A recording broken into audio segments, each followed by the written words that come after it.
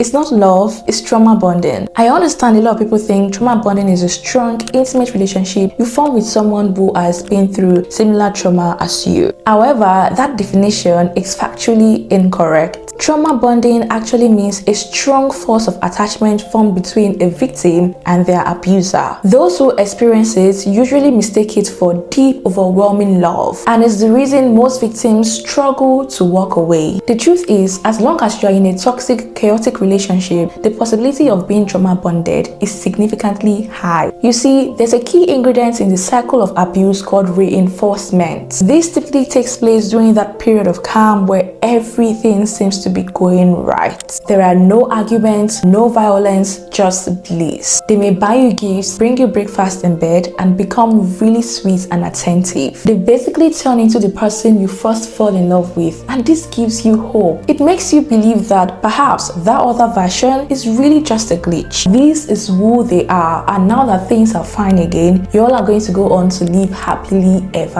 after. Only this phase doesn't last. It's just the last stage in the cycle of abuse before it begins all over again. Now, here's what it actually does to your brain. Every time reinforcement occurs, a big dose of dopamine gets released into your system. It's what's responsible for making you feel so high, giddy, relieved, and blissfully in love. But because it's a cycle, the chaos soon returns and you instantly get deprived of that rush. This leaves you going through withdrawal until things are calm again and the release gets triggered once more. Each release feels even more potent than the last, and before you know it, a form of addiction gets established. That addiction is precisely what we call trauma bonding. You find yourself lingering even when you know you should be leaving because you are unconsciously looking forward to your next hit, to that period when everything feels magical again. And when it does, you believe it's true love, but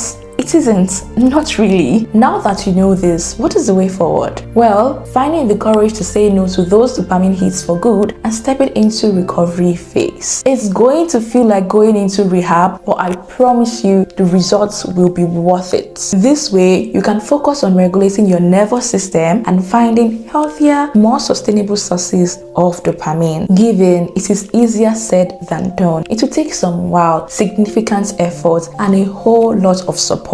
But I want you to know that in watching this video to the very end, you already took the first step. So, well done.